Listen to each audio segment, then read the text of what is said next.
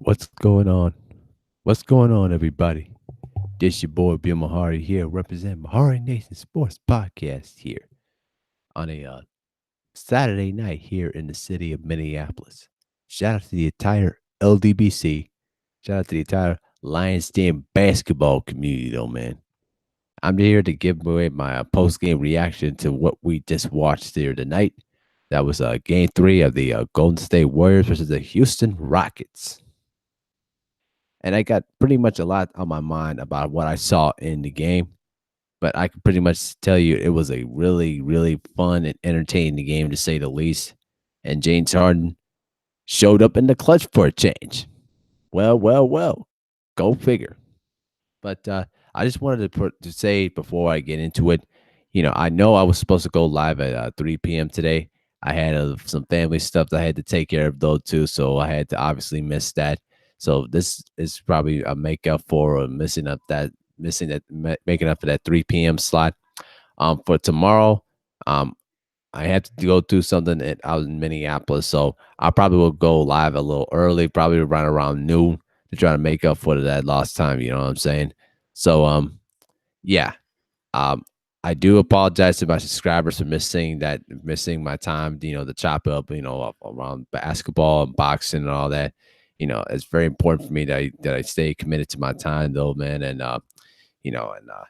making sure that down the line that stay more consistent with you guys too. So just wanted to let you guys know about that. But now let's get into what I really want to talk about, which was tonight's game. So I gotta say, it was a fun game to say the least. Both Durant and Harden both had 40+ point games. You know what I'm saying? And it was a really fun, entertaining game to say the least. The Rockets held.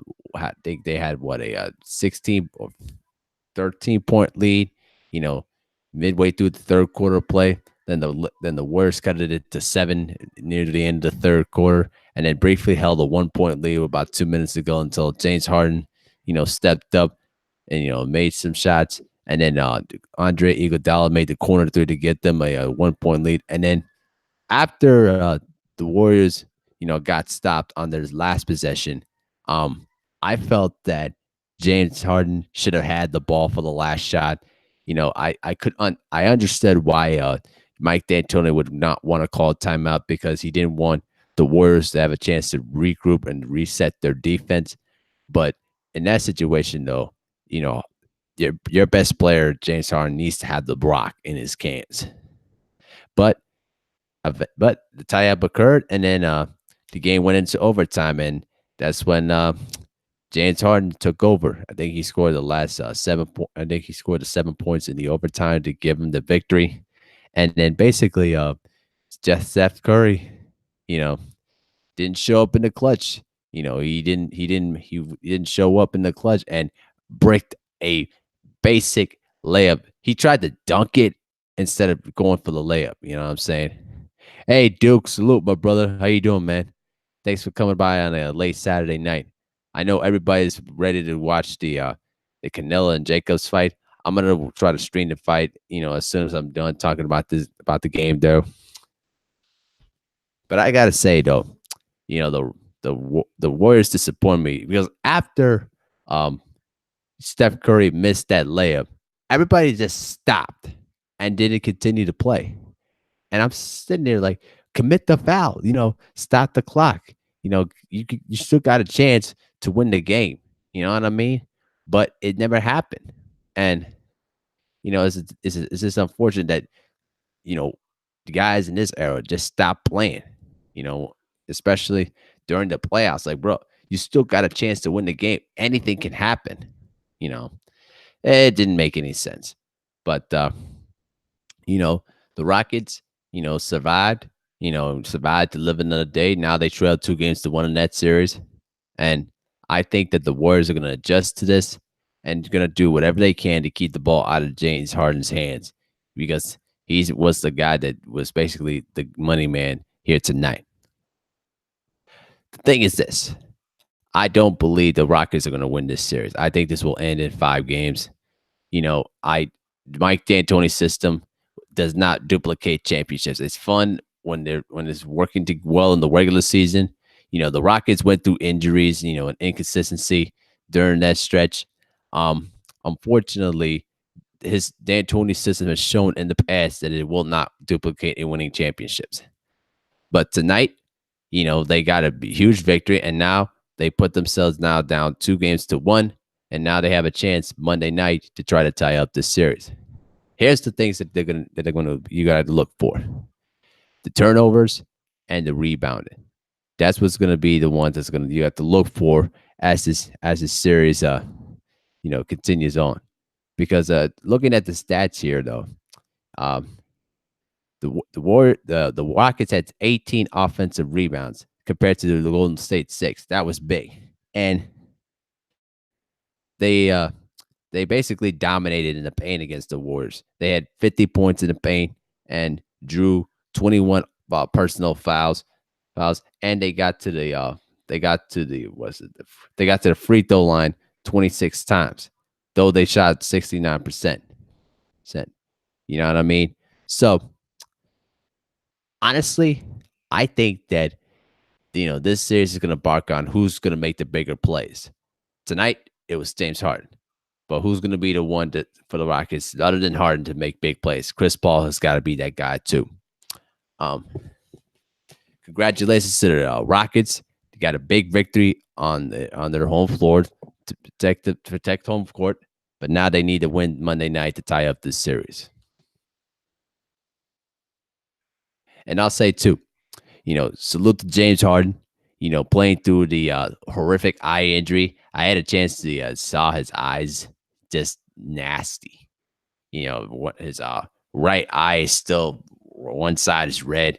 The left eye is healing partially, but he took a real shot to the eyes still.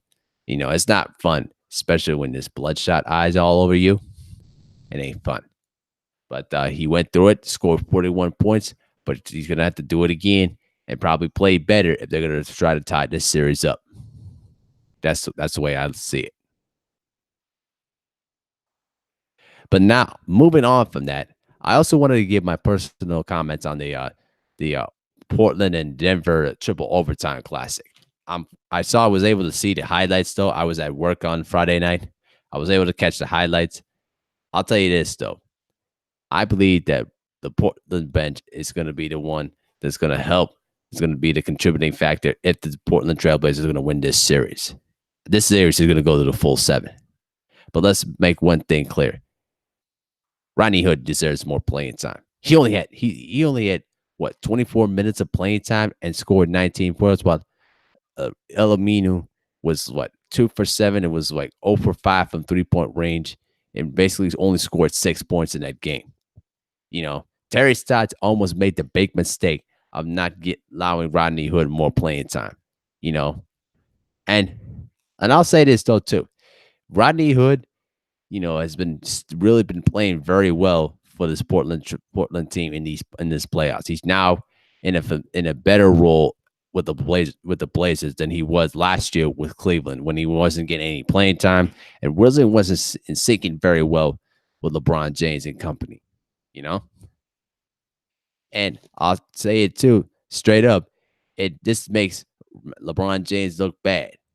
Because if you got another player who's actually playing better in a different team, and you're going to get that out of him the previous year, it really makes you wonder: does his leadership qualities, left to be desired?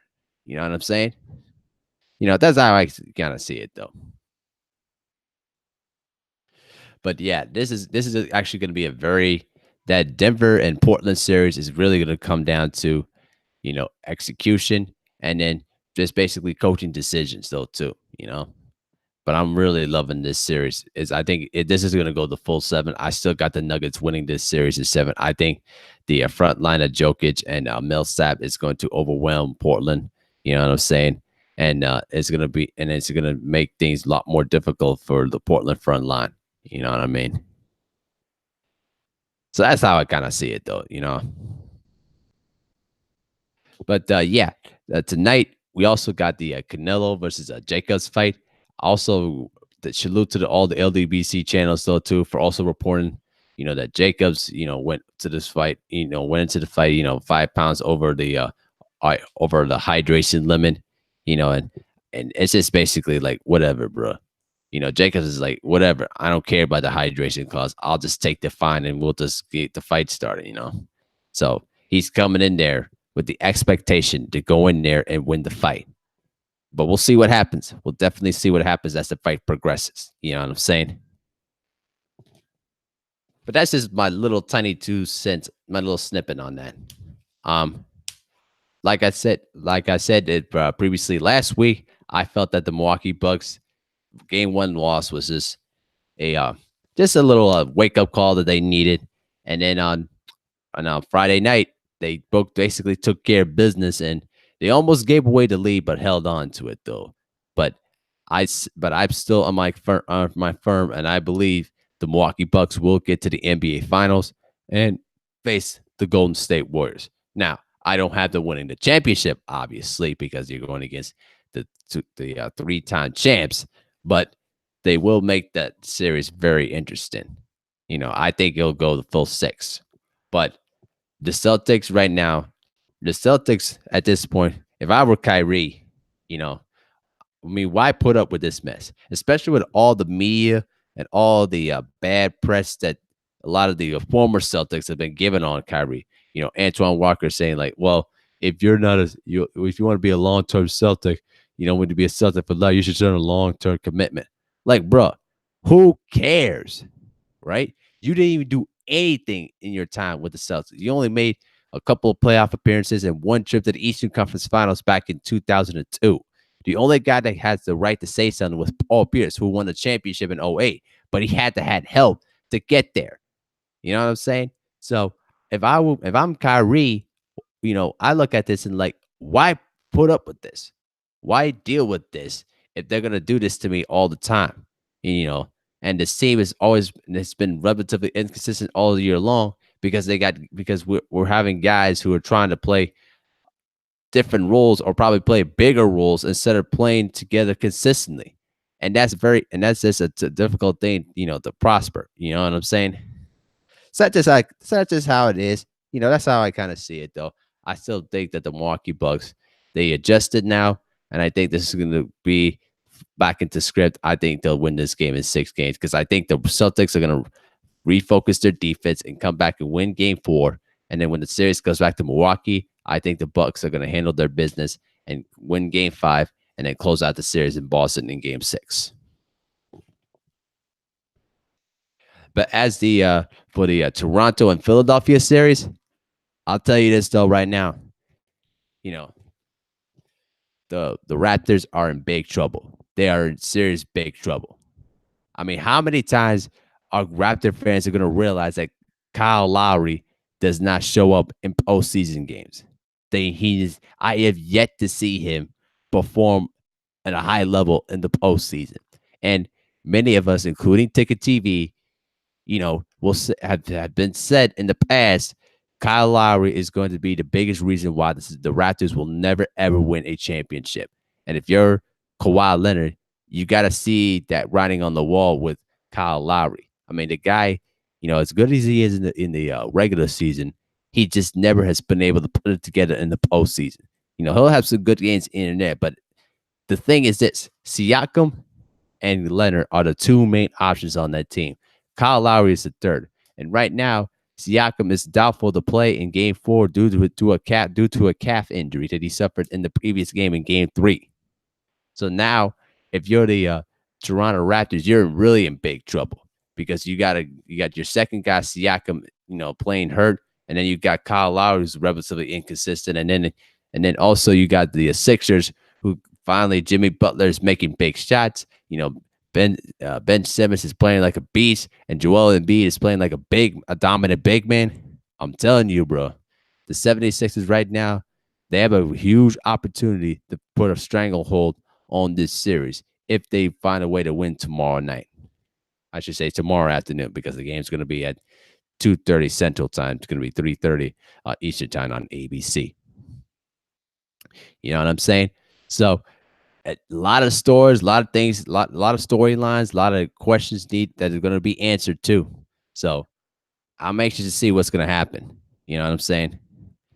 Just very anxious to see what will take place and place tomorrow on Sunday.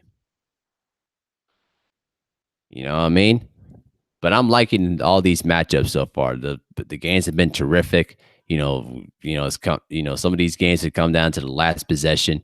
A lot of some great performances by superstars in this second round series. It's been an enjoyable thing to watch, though. Too. I hope that but one of these series or two of these conference semifinal series are going to go the full seven. Now, the two series I can see going the full seven are the Portland and Denver series, and I can see the Philadelphia and Toronto series going the full seven as well. You know what I'm saying?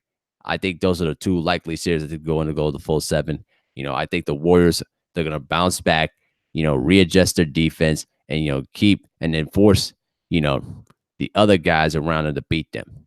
You know what I'm saying?